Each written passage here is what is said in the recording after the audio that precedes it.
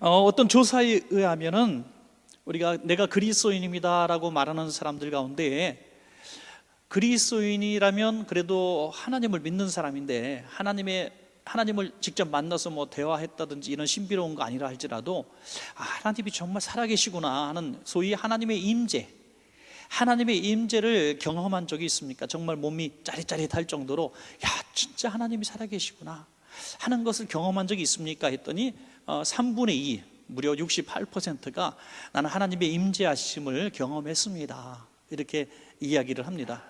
굉장히 기쁜 일이죠. 그런데 문제는 그 30% 사람은 하나님의 임재하심을 한 번도 경험한 적이 없거나 또 비슷한 상황까지 갔다가 내가 이렇게 깊이 빠지면 안 되지 하고 뛰쳐나온 거죠. 그래서 기도에도 깊이 못 들어가고 또 그렇게 열정적인 신앙생활 하지 못하고 그냥 교회만 오가는 이런 3분의 1의 신앙생활하는 사람도 있다는 겁니다. 그런데 그 3분의 2도 실제로는 사실 깊이 들여다봐야 된다는 거죠. 이 같은 조사에 의해서 이 같은 조사자가 불신자들을 대상으로 조사했다는 겁니다. 그래서 무작위로 여러분들을 조사하면서 당신은 신의 존재를 느껴본 적이 있습니까? 단순한 신이죠. 어떤 신이든지. 그랬더니 무려 절반 이상의 사람들이 나는 신이 있음을 느껴봤습니다 얘기했어요. 불신자도 절반은 신이 있는 걸 안다. 100% 믿는 존재도 있어요. 하나님이 아니라 믿는 사람이 아니라 마귀도 예수가 하나님의 아들이심을 알고 떤다. 100% 하나님의 아들이심을 믿는 거죠. 그러므로 우리의 하나님의 살아계심의 임재하심을 우리가 경험했던 그 기억들조차 사실은 우리가 한번 조사해 볼 필요가 있다 하는 거죠. 그냥 신존재를 내가 체험한 것이 이를테면 너무나 무서운 상황 가운데 하나님 나 무서워요 하나님 도와주세요 했더니 마음의 평안함이 이렇게 새어와서 하나님이 살아계시고 길이 너무너무 막혀요. 지금 빨리 30분대로 가야 되는데 보니까 내비게이션에서는 1시간 걸려. 정말 이 안 가면 저 비즈니스 이거 큰일 납니다. 열어주세요 했더니 정말 물길처럼 쫙 차가 열렸어. 하나님의 임재하심을 거기다가 또 갖다 붙일 수도 있고요. 그러니까 우리가 하나님의 임재였다고 생각하는 많은 부분들이 불신자가 느끼는 신존재의 임재의 체험이라고 한다면 얼마나 어리석은 일인가 하는 것이죠. 그러면 하나님의 임재하심이 무엇인가? 오늘 본문을 통해서 하나님의 임재하심의 어떤 좋은 모델을 하나 우리가 이런 상황을 볼 수가 있다고 하는 것입니다. 도널드 휘튼이라는 사람이 이런 얘기를 했어요. 하나님의 현존하심을 모르고 사는 사람은, 경험하지 못한 사람은 하나님을 믿지 않는 사람과 다를 바 없다 이렇게 말씀하고 있습니다. 오늘 제가 만약에 여러분께 하나님의 살아계시고 그 살아계신 하나님을 경험하신 줄로 제가 믿습니다 라고 얘기한다면 여러분 거의 다 조금 전에 그냥 질문 드렸으면 아멘 했을 거예요. 두 가지로 나눠서 질문할 수도 있죠. 하나님 살아계신 줄로 믿습니까? 하면 아멘 할 거예요. 두 번째로 그냥 여러분 아무런 이런 서두의 이야기 없이 하나님이 살아계심을 한 번이라도 경험하신 분 아멘 하십시오. 그러면 또 아멘 할 거예요. 그러나 불신자가 절반 이상 경험했던 그런 신존재에 대한 막연한 임재, 그런 느낌, 그런 것으로 우리가 하나님을 만났다고 얘기한다고 한다면 이것은 굉장히 어리석은 또 잘못된 경우가 된다는 것입니다. 오늘 예수님께서 변화산을 통해서 그가 변화된 것은 분명히 우리 하나님을 만나고 하나님의 음성이 들려지고 그의 옷의 형체가 변하고 그가 하나님의 사람들과 이야기를 나누는 엘리야와 모세와 이야기를 나누는 그런 상황들이 보여짐으로 말미암아 정말 하나님의 임재하심을 경험하는 모습을 제자들이 볼 수가 있었다는 거죠. 더군다나 7절에 보니까 이는 내 사랑하는 아들이니 너희는 그의 말을 들으라. 어마어마한 이야기가 들리죠. 하늘에서 소리가 난 것만 해도 어마어마한데 그 소리의 내용을 들었다는 거예요. 뭐라고요? 이는 내 사랑하는 아들이다. 분명하게 예수님을 가리키면서 말씀하시고요. 또 하나는 너희는 그의 말을 들으라. 하나님의 임재하심은 이렇다는 거죠. 하나님의 임재하심은 세상의 소리가 아니라 내 마음의 소리가 아니라 하나님이 정말 내가 느끼지 못했던, 내가 알지 못했던, 내가 상상할 수도 없었던, 또 내가 전혀 깨닫지 못했던 상황 가운데서도 하늘에서 들리듯이 천둥 소리처럼 또는 마음의 강력한 외침처럼 들려진 것이 확실하고, 이는 내 사랑하는 아들이다라고 하시는 들을 수 있는 이유, 그리고 하나님의 말씀으로 내가 어떻게 살아야 될 것인가를 가르칠 그 선명한 깨달음이 있다는 거죠.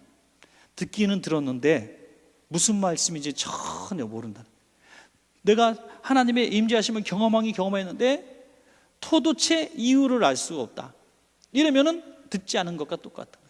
여러분, 바로 왕이 흉년과 풍년에 그 신비로운 꿈을 꿨지만 해석할 능력이 없으니까 그것이 하나님의 계시로 받아들일 수가 없었던 거죠. 그러니까 술사와 박사들을 불러서 이 문제를 풀라 그런 거예요. 그것을 깨닫게 하시고 풀어낸 사람은 이것을 보여주신 하나님의 사람만이 가능했던 것이죠. 오늘도 수많은 하나님의 임재하심 우리 가운데 스쳐 지나가듯이 있다는 겁니다. 있는데 그 소리를 우리는 분별할 수가 없고, 듣지 못하고, 우리가 이해할 수 없고, 순종하지 못하고 사장되어지는 성령의 소멸하심 속에서 우리가 잊어버리는 수많은 하나님의 임재하심이 있었다는 것은 참으로 안타까운 일이 아닐 수가 없습니다. 성경에 보면 예수님 앞에 하나님의 직접적인 음성이 무려 3번이나 들리거든요. 처음에 보니까 공생애 시작하실 때 마가복음 1장에 보니까 예수님이 세례 받으실 때 하늘이 열리고 비둘기같이 성령의 음성이 들리죠. 너는 내 사랑하는 아들이라 내가 너를 기뻐하노라. 분명히 예수님을 하나님의 아들 되심을 이렇게 드러내는, 그렇게 말씀하시죠. 세례 때죠. 또 하나는 예루살렘에 입성하실 때 요한복음 12장에 보니까 앞에 부분을 읽지 않겠지만 하나님께서 내가 이미 영광스럽게 하였고 또다시 영광스럽게 하리라, 이렇게 말씀하십니다. 그럴 때 사람들은 천둥 소리로 들어요. 이걸 천둥 소리로 듣고 웅웅 하는 소리로 들렸다. 또 한 번 오늘 보나산의 말씀이죠. 이는 내 사랑하는 아들이요 내 기뻐하시는 자라. 이 음성으로 아주 분명하게 들려졌습니다. 이때 이 선명하게 하나님의 음성을 들었던, 보았던, 임재하심을 경험했던 베드로는 하나님의 임재 앞에서 인간적인 실수를 하죠. 그것이 뭡니까? 오늘 읽으신 말씀 속에 5절에 보니까 베드로가 예수께 고하되 랍비여, 우리가 여기 있는 것이 좋사오니 우리가 초막셋을 짓되 하나는 주를 위하여 하나는 모세를 위하여 하나는 엘리야를 위하여 하사이다. 자기가 무슨 말을 하는지도 모르면서 막 이렇게 얘기를 합니다. 여기가 너무너무 좋다는 거예요. 하나님의 임재하심을 느끼니까 너무 행복하다는 거예요. 여러분, 이건 베드로가 굉장히 중요한 실수를 한 것이죠. 너는 그의 말을 어떻게 해요? 들으라. 하나님의 임재하심 속에는 분명한 하나님의 어떤 사명이 있다는 거죠. 하나님이 나타나셨어요. 오늘 밤에, 오늘 기도하는데 하나님이 다 임재하심을 느껴졌어요. 하나님, 내가 듣겠나이다. 오늘 하나님 저를 만나 주셨으니 저에게 말씀하옵소서. 지금 우리가 이런 자세로 성령님을 임재하심 우리가 대해야 되는데, 그 뭐처럼 진짜 평생에 한 번 올까 말까한 하나님의 임재하심을 느꼈을 때 찬스다 하면서 내 생각과 내 주장을 막 얘기하다가 끝낸다면 베드로의 실수를 경험한다는 것입니다. 하나님의 말씀을 들으라. 주님의 말씀을 들으라. 하나님의 임재하심을 경험해야 되는 가장 중요한 이유는 하나님의 음성을 듣기 위함인 것을 믿으시기 바랍니다. 다시 말해서 우리가 기도하고 기도에서 주님을 만나야 되는 이유의 가장 중요한 부분은 주님의 음성을 듣기 위해서 기도하는 거지, 우리가 그냥 공허한 외침 속에서 외치고 돌아가기 위해서 기도하는 것이 아니에요. 만약에 큰 목소리로 기도하고 오래 기도하고 화려한 어휘로 기도하면 하나님이 응답하신다고 한다면 우리가 그것을 맞춰서 그냥 기도 훈련 학교 이렇게 해가지고 매닫기만 하면은 다들 잘하실 것 같아요. 그러나 그렇게 하나님의 임재하심을 경험할 수 있는 것이 아닌 것입니다. 오늘 베드로는 사실 욕심이 많은 사람이죠. 이곳에 초막을 짓고 엘리야도 모세도 예수님도 모시고 우리 살겠습니다. 얼마나 충직됩니까? 이 베드로가 저도 하나 집을 짓겠습니다 이런 말 안 하지 않잖아요. 이 새 초막을 지어서 세 분만 모시고 우리는 밖에서 문지기로 이슬 맞고 자도 좋습니다. 여러분, 우리가 은혜를 한참 받으면 그런다는 거예요. 막 너무 행복해요. 그래서 막 기도원 가고 매일같이 몇 시간씩 부르짖어 기도하고 또 너무나 성령 충만해서 기쁘고 너무나 행복할 때가 있습니다. 그냥 예배드리고 기도하는 것이 최고로 즐거울 때가 있어요. 물론 그런 시간들은 굉장히 아름답고 귀한 시간입니다. 그러나 보다 더 중요한 것은 그런 은혜의 때 속에서 은혜를 누리고 나만 누리고 내가 그것을 흠뻑 빠져드는 것만이 중요한 것이 아니라 그분의 사명을 주시는 음성을 듣게 하시기 위해서 그 은혜의 때를 허락하신다는 겁니다. 주님 말씀하십시오. 제가 순종하겠습니다. 산에서 내려가자면 내려가겠고 죽으라면 죽겠고 전도자가 되려면 전도자가 되겠습니다. 이렇게 준비하고 주님의 인지하심을 경험하라고 말씀하고 있는 것입니다. 어떤 분은 늘 기도하시는 분이 있어요. 보면요, 늘 기도해요. 10년 전에 20년 전에 똑같은 모습으로 늘 기도합니다. 늘 열심히 기도하고 예배 전에도 기도하고 예배 후에도 기도하고 기도 시간에 와서 조용히 기도하시고 막 기도하셔요. 근데 몸도 건강하시고 시간도 좀 여유가 있는 것 같은데 그 한 번도 어떤 사역도 해보지 못한 신비로운 분이 계세요. 여전도에 회개조차 한 번도 안 맡아봤어. 어떻게 그렇게 할 수 있는지 비결을 좀 배우고 싶어요. 결석만 해도 생기는 게 퇴장직인데 어떻게 피해가냐. 구역장은 꿈도 안 꾸고요. 대청소날 온 적을 본 적이 없어. 한 번도 헌신하고 봉사하고 전도하고 이런 직을 해본 적이 없는데 늘 기도하시대요. 늘 성령 충만하신 것 같고 늘 아멘도 잘하시고. 그랬더니 집사님은 30년째 우리 교회 성도인데 제가 집사님 한 번도 봉사한 적이 없는데 그따위로 신앙생활에서 되시겠습니까? 저는 그렇게 안 해요, 절대. 근데 그렇게 제가 얘기하면서 좀 이제 섬기셔야죠. 교회 집사님을 통해서 좀 우리 구역 식구들도 좀 다 섬기시고 교회도 주방 봉사도 한번 하시고 참 얼마나 좋겠습니까? 그랬더니 그분이 이제 이렇게 얘기하는 거예요. 호호호 하면서 저는요 마리아랑 마르다 있잖아요. 저는 마리아 같아요. 결단코 빼앗기지 않으리라. 저는 말씀만 사모하는가 예수님께 칭찬 듣으려고 그래요. 맞는 말인지 어쩐지 모르겠습니다만 그게 마리아 이게 마리아 당나귀야 진짜. 응? 말 되나요? 그 마리아인가? 여러분 이건 말도 안 되는 얘기죠. 6절에 보니까 그들이 몹시 무서워함으로 그가 무슨 말을 할지 알지 못합니다. 그런 지금 헛소리 하고 있다는 거예요. 헛소리. 여러분 하나님의 임재하심은 우리에게 분명한 사명, 갈 길, 우리가 해야 될 일, 하지 말아야 될 일을 말씀하시기 위해서 하나님의 임재하시는 것입니다. 우리가 때로는 너무나 지치고 피곤해서 그냥 아무 일도 하고 싶지 않을 때도 있습니다. 그리고 기도원에 가서 그냥 푹 쉬고 싶을 때도 있고 또 교회 사역을 잠깐 내고 쉴 때도 있습니다. 엘리야도 지치고 피곤한데 그럴 때가 당연히 있죠. 그것을 얘기하는 게 아니라 오늘 도망치듯이 사명 감당을 포기하려고 하는 우리의 모습 속에서 하나님은 우리가 그토록 하나님의 임재하심을 사모했는데 오셔서 그냥 우리를 위로하시고 치료하시고 우리를 위해서 이렇게 복되게 하시고 그러기 위해서 임재하시는 하나님이 아니라 우리에게 사명을 주시기 위해서 임재하신다는 것입니다. 오늘 하나님을 그래도 만나기를 원하시면 아멘 합시다. 예, 그래도 만나기를 원한다면. 자, 그럼 하나님의 임재하심을 구하는 비결이 뭘까? 오늘 본문을 통해서 볼 수 있으면 첫째는 무엇보다 하나님의 임재하심, 하나님의 살아계심을 내가 실제로 갈망하는 겁니다. 잠언 18장 17절에 보니까 나를 간절히 찾는 자가 나를 만날 것이니라. 신앙생활의 연조가 굉장히 오래됐음에도 불구하고 하나님의 임재하심을 경험하셨습니까? 하나님의 살아계심을 정말 체험해 본 적이 있으십니까? 라고 질문하면 저한테는 그런 경험이 없었어요 라고 말할 수가 있습니다. 어떤 고비, 큰 위기가 있을 때는 간절하게 부르짖는 중에 하나님 살아계심을 경험할 수는 있겠죠. 그러나 평범한 삶을 살고 그런 위기가 없었다고도 말할 수 있겠지만 이 성경에서 말씀하시는 정말 진실된 이유는 내가 찾지 않았기 때문이죠. 살아계신 하나님 내가 만나기를 원합니다. 정말 하나님이 살아계신 것을 내가 믿는데 하나님, 김 집사님도 만나주신 것 같고 박 집사님도 만나주신 것 같은데 저에게는 왜 안 만나주셨습니까? 저를 좀 만나주십시오. 간절하게. 사도행전 10장 45절에 보니까 베드로가 고넬료와 그 가족들이 성령 받는 걸 보면서 이방인에게도 성령 부어주심을 보고 매우 놀랐다고 성경을 말씀하고 있습니다. 매우 놀랐다. 성령님은 우리에게만 임재하시는 성령님인 줄 알았더니 이방인들에게도 성령님이 부어주시는 은혜가 있다. 구하면, 간절히 사모하면 이방인도, 그들이 깨닫지 못하는 사이에 이방인도 성령 충만함을 받고 성령님의 임재하심을 경험할 수가 있습니다. 우리는 그런 영적 질투심도 좀 가져야 되는 거예요. 새신자인데, 내가 전도한 사람인데, 정말 하나님이 살아계신 것 같아요. 제가요, 주님을 만난 것 같아요. 막 이런 얘기하면은, 그런 신비로운 거 너무 좋아하지 마, 이렇게 가르칠 겁니까?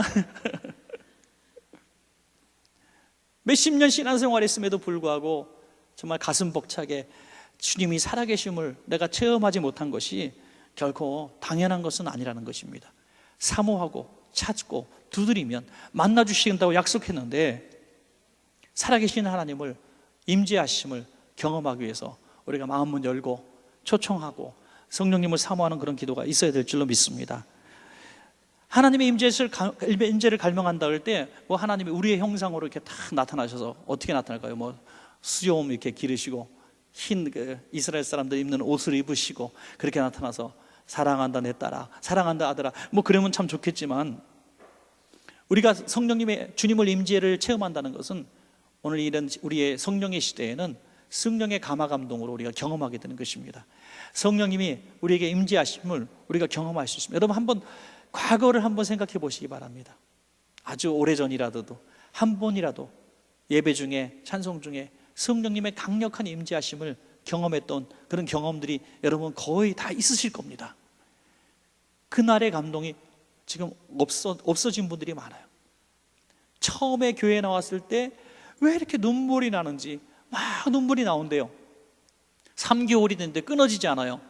그럼 저에게 그런 분들이 얘기하면, 눈물 많이 나올 때는 계속 나오지만요, 눈물이 어느 날 끊어질 거예요. 끊어질 겁니다. 그러면 그 다음에 성숙된 신앙생활을 또 가는 거지. 이게 이제 눈물이 딱 끊어지니까 옛날에 은혜가 됐는데 지금은 은혜가 안 돼. 그래서 다시 눈물 흘리게 하는 그런 교회로 내가 찾아가야 되겠어. 이렇게 해서 눈물만 흘리려고 하는 것도, 이거 참 우스운 신앙이죠. 우리가 어떤 단계가 있다는 거예요. 치료의 단계, 회복의 단계, 위로의 단계, 또 회개의 단계가 있다는 겁니다. 그 다음의 단계는 뭐냐면 이제는 사역의 단계예요. 믿으시기 바랍니다. 사명의 단계. 그의 말을 들으라. 그의 말을 들으라. 하나님을 만나면 제일 먼저 우리가 받는 것은 죄사함의 은혜, 구속의 은혜, 감격이죠. 주님 만나자의 감격이에요. 죄인이니까. 그래서 회복하고 내가 죄사함의 은혜를 감격하게 되고, 그 다음에는 사명을 받아야 되는 겁니다. 그래서 이 성령님은 제일 먼저 우리에게 부딪히셨을 때 우리의 죄를 지적하십니다. 우리를 회개케 하시고, 그리고 거듭나게 하시고, 그리고 하나님의 일꾼으로, 사람 낚는 업으로 우리를 변화시켜 가시는 것입니다. 그 성령님을 우리가 갈망할 때에, 그 회방시하지 않고 소멸하지 않고 갈망할 때에 우리는 반드시 하나님의 임재하심을 경험하는 복이 있습니다. 또 하나는 하나님을 알기에 우리가 힘써야 된다. 성령님이 어떤 분이신가, 하나님이 어떤 분이신가 한번 알려고 노력한다는 거죠. 우리가 신앙생활하는 건 대한예수교 장로회 원촌교회 교인으로서 장로교 교리를 공부하는 게 아니라는 겁니다. 우리는 교파를 초월해서 우리 기독교는 여호와 하나님을 알기에 힘쓰는 그런 성도님들인 줄로 그렇게 믿습니다. 여호와가 누구신가? 여호와는 우리 하나님이시요, 여호와는 우리의 목자시요, 우리는 그의 자녀요, 우리는 그의 양이로다. 이런 것들을 알아가는 거예요. 이 교회는 좋은 교회야, 이 교회는 나쁜 교회야, 이 교회는 뭐 성경 공부를 많이 하는 교회야, 이 교회는 구역이 잘 돼 있는 교회야, 이 교회는 맛있는 거 많이 주는 교회야, 이 교회는 사랑이 넘치는 교회야, 이 교회는 맨날 목사님 빼렉빼렉 혼이 나네, 뭐 이런 거, 우리가 그런 것들에 다 뭐 액세서리 같은 거, 이런 거 너무, 우리가 음식점에 가면 소위 그 스키다시, 맞는 표현인지 모르겠어요. 스키다시, 어쨌든 그런 것들이 많이 나오는 걸 보면서, 야, 진짜 여기 잘한다 이러는 사람은 조금 미식가는 아닌 것 같아요. 미식가는 그런 것들에 별로 관심이 없고, 주 요리, 그 하나의 딱 승부건 그 주 요리의 맛을 보고, 이게 잘하는구나, 이렇게 평가하는 것이겠죠. 교회에서 우리가 기독교인으로 신앙생활하면서 많은 것들이 이렇게 주변에 있지만, 필요한 것들이 있지만, 정말 중요한 것은 내가 하나님을 아는가 하는 거죠. 하나님을 아는 지식, 이 지식은 어디서 나옵니까? 여기에 하나님의 말씀에서 나오는 줄로 믿습니다. 그 하나님을 알기 위해서 우리는 성경을 읽어야 됩니다. 성경을 읽으면 하나님이 어떤 분이신가 이게 꿰뚫어지게 되는 거죠. 꿰뚫어지게. 예수님이 누구신가 꿰뚫어지게. 예수님, 성경에 기록된 예수님이 모르고 성경에 기록된 하나님의 마음을 모르니까 하나님도 예수님도 전혀 원하지 않는 율법주의자가 되는 거예요. 율법주의자. 그리고 자기의 생각대로 신앙생활의 기준이 생각하고 법이 만들어지고, 영혼은 다 잃어버리고 죽는데 내 고집, 내 교만을 부리지 못하는 겁니다. 여러분, 그래서 하나님의 말씀 앞에 섰을 때, 하나님의 임재 앞에 섰을 때 가장 장애물이 무엇이냐? 바로 나의 교만이라는 거예요. 교만. 왜 순종이 제사보다 낫다고 그랬겠습니까? 아무리 우리 마음대로 우리 하고 싶은 대로 예배해도 가인의 제사를 받지 않으시듯이, 바리새인과 이런 서기관들과 이렇게 회칠한 무덤 같은 자들의 예배를 받지 않듯이 하나님을 모르는 자의 예배는 하나님 받으실 수가 없는 것입니다. 신명기 8장 3절에 보니까 사람이 떡으로만 사는 것이 아니요 여호와의 입에서 나오는 모든 말씀으로 사는 줄을 너로 알게 하려 하심이라 말씀하고 있습니다. 하나님의 말씀을 통해서 우리가 깨닫는 기준을 하나 딱 가지고 보는 거예요. 이제 하나님이 이런 분이구나. 설교를 이렇게 막 예수님에 관한 설교를 들으면서 예수님이 그런 분이시구나. 예수님은 그래, 예수님은 이런 형식과 이런 실수와 이런 거 보시는 게 아니라 한 영혼을 관심 있게 보시는 분이구나. 하나님은 정말 이렇게 사랑이 많으시는 분이구나. 이게 하나님과 이런 예수님, 성령님에 대해서 알기 위해서 힘쓰고 성경을 연구하고 또 말씀을 듣고 이렇게 해나갈 때에 그 하나님이 우리에게 임재하심을, 말씀으로 임재하심을 우리가 경험하게 될 줄로 믿습니다. 마지막 하나는요, 기도라는 것입니다. 기도. 부르짖는 기도를 통해서 우리는 깨닫게 하시는 하나님의 임재하심을 볼 수 있습니다. 여러분, 하나님의 임재는요, 깨닫는 거라고 생각을 합니다. 이건 제가 생각한 것 중에 또 하나지만, 말씀 가운데 보면 우리가 어떤 문제를 놓고 기도를 막 합니다. 기도하면 하나님이 다 깨닫게 하시는 게 순간적으로, 전혀 내가 생각하지 못했고 알지 못했던 일들을 다 깨닫게 하시는 때가 있어요. 꼭 그러면 이렇게 적어 놓으라고, 이렇게 기록해 놓으라고 제가 말씀드리고 싶어요. 설교를 오늘도 이렇게 듣고, 어디 가셨는데 설교를 듣고 또 극동방송을 또 듣든지 또 어디 동영상으로 설교를 듣든지, 여러분 강력하게 어느 날 정말 강력하게 내게 주시는 메시지를 확 들려주고 맞아 하는 깨닫게 하시는 부분이 있으면요, 꼭 기록해 놓으시기 바랍니다. 이렇게. 그때 하나님께서 성령으로 우리 가운데 임재하시는 순간이기 때문입니다.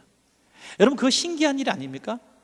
분명히 오늘 이 본문의 설교를 12번째 듣는데 11번째까지 주시지 않았던 깨달음이 왜 12번째 주셨을 때 깨닫게 되느냐 이거죠. 저도 설교를 하면서 똑같은 본문으로 10번씩 설교를 하는데 9번째 할 때까지도 제가 알지 못했던 부분을 10번째 설교할 때 그 부분이 깨달아지더라고요. 그러니까 성령님이 그때 그 부분을 알게 하시는 겁니다. 그런데 다음날 되면 또 새까맣게 잊어버릴 때가 참 많이 있어요. 성령님의 주시는 음성을 붙드는 것 너무너무 중요한 것입니다. 예레미야서 33장 3절에 보니까 예레미야가 시위대 뜰에 갇히고 나라의 존폐가 정말 없을 때, 어두울 때에 하나님께 도대체 무슨 일입니까 하고 안타까울 때 하나님이 하시는 성령의 음성이 뭡니까? 알기를 원하느냐?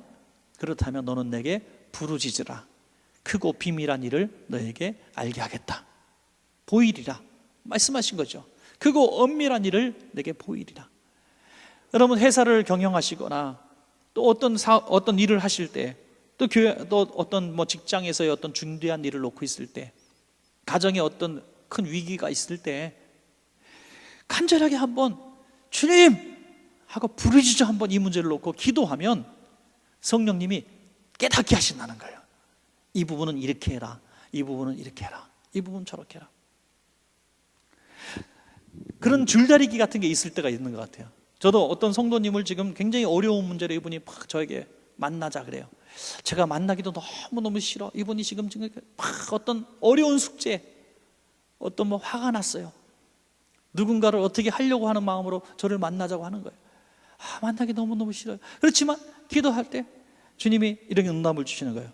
그냥 들어만 줘라, 침묵해라, 강력하게 말씀하시는데 만나서 5분쯤 듣거든요. 저도 화가 나가지고 그래서요 집사님 뭘 잘했어요 막 그런단 말이에요. 저도.